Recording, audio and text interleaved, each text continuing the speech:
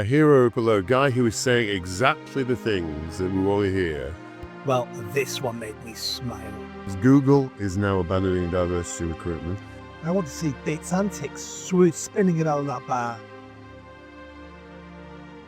My belief now that it is society today has been dealt a fatal blow really by Trump. However, he still keeps kicking his legs and causing trouble.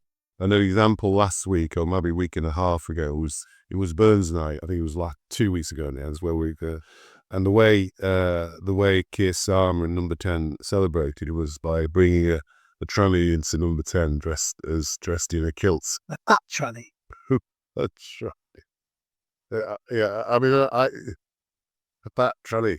And kind of what made it worse as well, Nick, was this tranny, this bloke basically dressed, this massive fat bloke, you're right, dressed in a tartan. He's one who's been trolling J.K. Rowling, who is a proper national hero, in my opinion, and has done a lot. And as you've always, I know you've got mixed feelings about J.K. Rowling. There's a real hero like J.K. Rowling who should have been brought to the Number 10 to celebrate, but instead they bring in somebody who's done nothing. They just slagged her off, basically, which I just thought was really rude, I think, is my summary of that. For Starmer, it keeps the right people on board.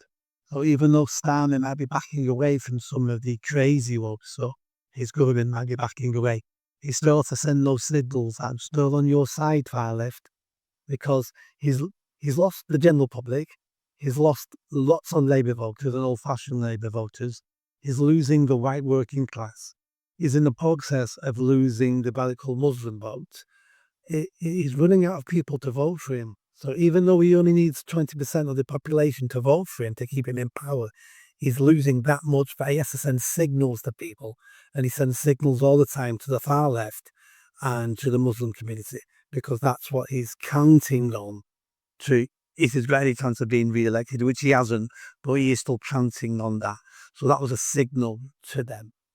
And then talking about the death of woke, yeah, woke is dying, but it won't be a quick victory. You remember at the end of the Second World War, we had Japanese soldiers still fighting the war on remote islands for decades later, and wouldn't believe and wouldn't accept that the war was over.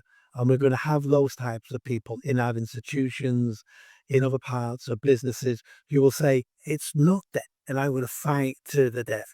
But it's only a very small percentage of them exist. Most people will go with the flock. And I think an example of that this week is Priti Patel saying that we need to keep immigration. She must be the last person left now who's saying we need to keep multiculturalism alive and immigration based. She said that. Yes, it was in the news. Yeah. I don't know her exact words, but Priti Patel definitely, was saying, we need to keep multiculturalism alive or something like that. This is why the Tory party delivered nothing in 40 years.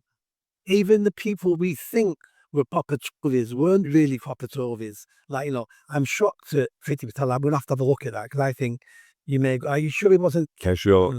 I'm sure. Right, well, I'll take your word for it. I'm sure. I've seen the clip on the Trigonometry podcast that just interviewed Kenny, which I've not watched yet. I just saw a 30-second clip of it. I will watch it. And yet again, she's saying we're not going to pull out of the ECHR. Yeah. And immigration's our strength. Yeah. Then again, it's like, have you wake up? You're nothing. Just wake up. She needs to just wake up. They just won't wake up, will they? I don't think it's not waking up. The politics are playing to their strengths. They're playing to the people who vote for them. And the Tory party at the moment is full of wet Lib Dems. So she knows if she goes too hard or changes policy, there'll be a revolution in the MPs. Not her members, but the MPs. But what I don't know is why don't they wake up? They can see what Trump's done. They can see how Farage is being outside. They can see Rupert Lowe. Hero Rupert Lowe. Yeah, hero Rupert Lowe, guy who is saying exactly the things that we want to hear, the correct things, and he's getting a tremendous response across the country. Can they not see that and think maybe it's now time to change tack now? Yeah. They can, but scared of losing the wet Lib Dem vote in their party. This is all politics. These people are not stupid. None of them are stupid. They wouldn't have got to where they've gotten if they were stupid. They're playing politics all the time. And that in itself is the issue, playing politics. She should be saying, I'm going to turn the Tory party into the party that would improve the country. And if we don't get elected, we don't get elected. But at least if we do get elected, at least we'll improve the country. But she's not. She's looking at being elected for the sake of being elected. Mm. In terms of some positives on the DEI side, there's quite a few positives. It looks like the IOSB president, he's going to be Sepco or somebody else. It looks like everybody who's standing the role are talking very openly about banning transsexuals, basically trays. But it's easy now, isn't it? Isn't it easy now that other people are banning them, that the Trumps ban them, and when the whole conversation has now changed, isn't it easy now to come out as a head of a department of something and going, we're not having this anymore, even though I've been involved for 20 years in it, but we're not having it anymore. Yes. Suddenly I've decided it's no good anymore. Other positives, Google is now abandoning diversity recruitment. I've seen that's a big one. That is a massive one. That's a big one because Google own LinkedIn. Correct. And LinkedIn is... And not Facebook, no, yeah. Sorry, LinkedIn, yes. On LinkedIn, and LinkedIn is the wokest of all the platforms that I'm on. Yeah. I want a final warning on LinkedIn. Oh, really? So for people who follow me on LinkedIn and wonder why I don't comment on anything, don't have conversation with them, because I got my account suspended a couple of years ago, had to send them a copy of my passport for them to reinstate it so they could prove it was really me. And they basically said, one more complaint about you, Mr. Buckley, and it's full termination of your account. So I just put mild stuff on there now and don't engage with anybody. That's how woke Google is. So I'm glad they're changing. Yeah, that's the big news, and they've already taken very clear action to stop. There's certain things I read about there actually stopping happening now. So that's all started to happen now. And do you know why I got in trouble on LinkedIn? No. For calling weak men and using the term against them. You're a weak man. Yeah. I got final warning for referring to men on there I disagree with. And you called the guy there a weak man, did you? Yeah. All right. Okay. Yeah, several of them. And to the face and comment, I find you just a weak man. Yeah. And that was enough for me to get final warning on LinkedIn. Carla Sofia Gascon, who's a tranny, nominated for an Oscar. Yep, seen it. As Best Female Actor, which is shocking. Actor, actress. Best Female Actor. They don't call them actresses and actors. It's just... So female category, yeah. Yes, the female category. So nominated for which is scandalous. But they've trolled through his Twitter in the back, and he's anti-Islam, anti-BLM, and anti-George Bush. So he's a good tranny. And speaking of good trannies, we have a viewer at Peter Mack who is also a tranny. So welcome, Peter, and thank you for coming and commenting.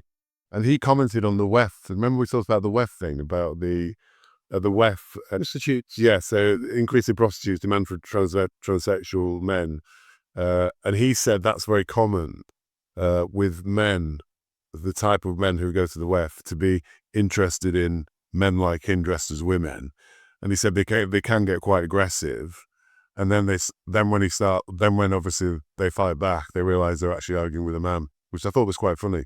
But thank you for that comment, Peter. Very, very good.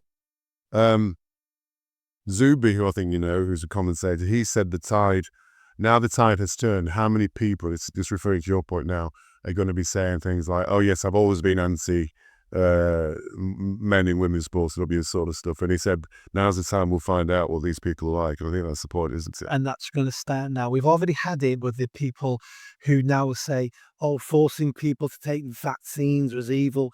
And then you see a clip of them on the news going, we need to force people to take vaccines. People's memories are very fickle. Yes. People can convince themselves that they didn't have that stance. But with social media now, you can't convince yourself that. Well, you can convince yourself, but you can't convince anybody else, because the smoking gun always exists. It's always there. We're commenting, saying something on. It is certainly now with social media, I think. Yeah. It's there. Jonathan Ash-Edwards, who's the police commissioner for Hertfordshire, has removed a guide which includes things such as saying that police officers can't use the term black sheep. That's a positive again. Yep. We started to see that shift. However, there are still some negatives. The Washington plane crash, which I think we still haven't heard the full analysis of that yet, have we? where 67 people died, there is a general sense that that has something to do with DEI hires, that they weren't either sufficient air traffic controllers or the quality of the air traffic controllers were poor, and a fully qualified air traffic controller, I think from the army, couldn't get a job with the domestic air traffic control people because he didn't have DEI characteristics like, one lane missing and all that sort of stuff. So he was 100% qualified and all the technical stuff, etc. Couldn't get a job with him. But Trump is president now. The full truth will come out. Mm. It might turn out nothing to do with the error. It might turn out it was just a pure accident. I know the human error because it's always human error. Yeah. But we'll find that in the last government there, they would have hidden the truth. Yeah. We'll get the truth from Trump. Yeah. It's still carrying on a bit in this country. The NHS, since Labour took power, has advertised 35 EDI roles. It's EDI here, isn't it? Some of them being paid £91,000 a year, all of them with the option to work from home. The reduction in woke lunacy and EDI stuff has not hit our public sector here yet. They're just carrying on like no, because their money's guaranteed. They don't have customers because they're giving tax money, so they've got no financial incentive. We don't hold them account anyway. None of them provide the services they should be providing for anyway. And basically, the British public, I think, have given up now on the public sector. We expect them to be crap. We expect them to be full of DEI hires. But there's a shock coming for them if we ever get a decent prime minister. This is one that you've told me is fake news. Said Sadiq Khan dropped his pronouns. Technically he did. They disappeared off his Twitter and reappeared again the same day when people started saying he's got no pronouns in his Twitter. Right. And his official statement was, human error, we don't know how it's happened, but they were deleted by accident. But I'm a huge supporter of the trans community, blah, blah, blah, blah. That is probably one of the only press releases from Sadiq Khan that I've actually believed. Pole dancing troupe in England. Yeah.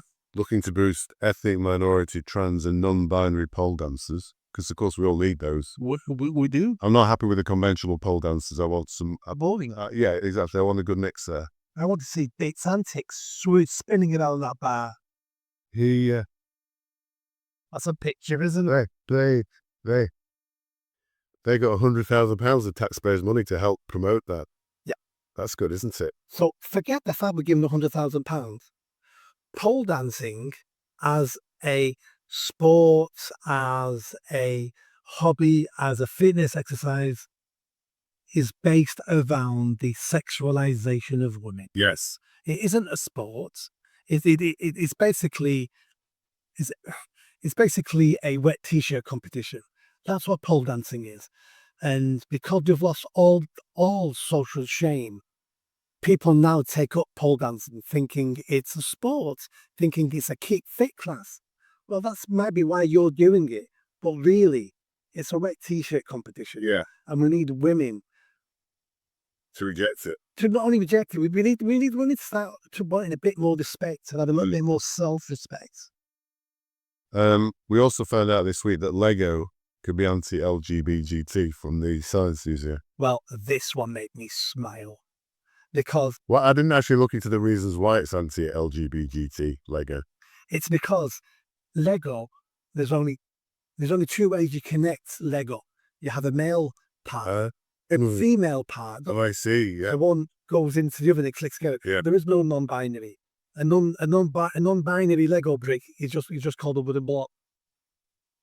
So they got in trouble for that. But the reason why I would like they got in trouble for that, because for years now, Lego have been producing LGBTQ crap sets.